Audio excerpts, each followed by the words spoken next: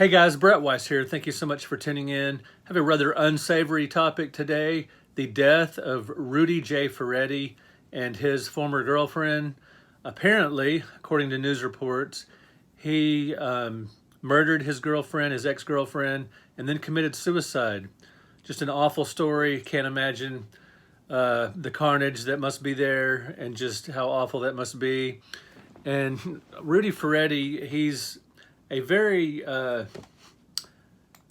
a very cocky gamer, very boastful of his accomplishments in competitive gaming, and he often posted on social media boasting about his scores and his speed run feats and all that kind of stuff, and not just in a normal sense, more in just just a constant barrage of boastfulness. And I met Rudy in person in the mid-2000s at the Classic Gaming Expo, and he contacted me through Facebook one time, and I want to talk about those kind of odd occurrences for just a little bit here. His boastfulness was definitely on display at the Classic Gaming Expo when I met him. This might have been around 2007, maybe? I just don't remember. Sometime in the 2000s. And I've been going to Classic Gaming Expo since 2004, and I've gone to conventions all over the country ever since, video game conventions. Met many notable gamers, high score champs, other authors, programmers, developers, and I've had met some great friends there. Rudy was not one of them.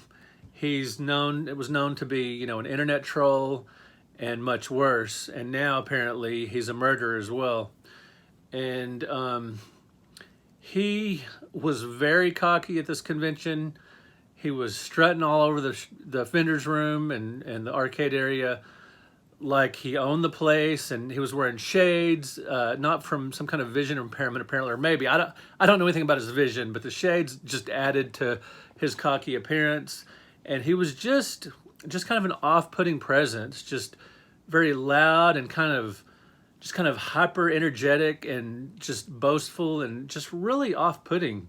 And I really didn't talk to him much. It seems like everything that comes out of his mouth, he just seems very, I don't know, like arcade scores or console scores more specifically. He's calls himself the console player of the century. Very proud of his Atari and NES scores and accomplishments and things. And as a matter of fact, his website is called the consoleplayerofthecentury.com. And just going through here, it says it's under construction, and but it's very, very boastful and very cocky, and it's just a bunch of bold-faced and bold lettering, uppercase lettering. This is the personal side of Rudy J Ferretti. I do not need to tell you that I am the console player of the century. It is not under dispute. So he's just very braggadocious. And then it's just a long list of his compliments preceded by, this is the world of Rudy J Ferretti, and congratulations, you just found your hero. So this is just ridiculous.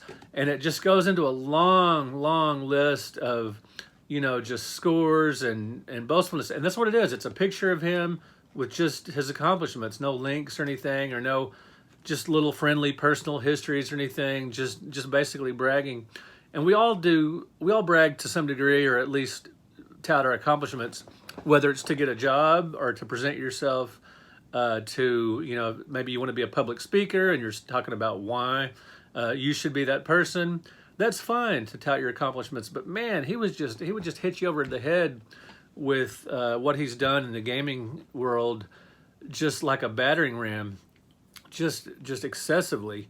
And so I met him at Classic Gaming Expo back in the day, maybe 15 or so years ago or so, and he was just, I don't even remember what year it was. I just remember him strutting through there like he owned the place, and just like you were supposed to bow down to him because he was so great at video games.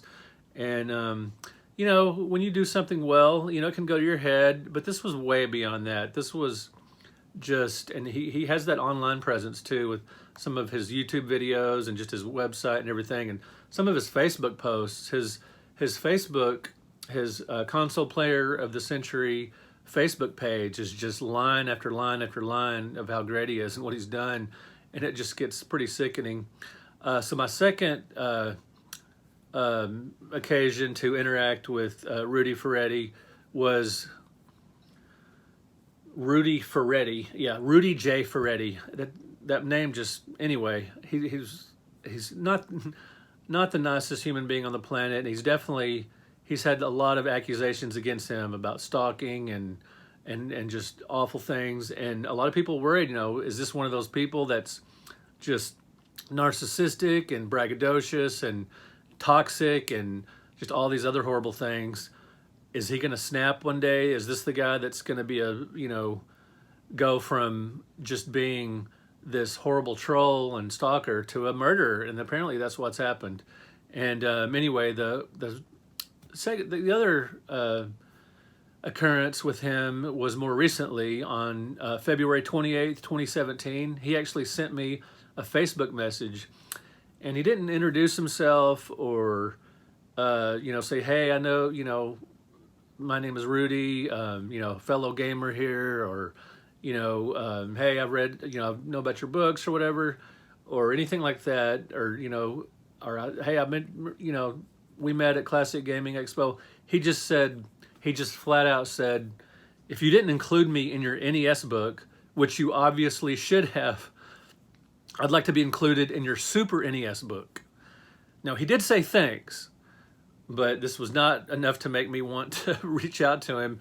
And I'd heard awful things about him, and my personal encounter with him wasn't so great. So obviously he was not going to be a part of my books. I don't know if he wanted his high scores mentioned in my books, or if he wanted to write some nostalgic stories for my books or whatever. And he kind of flipped the two.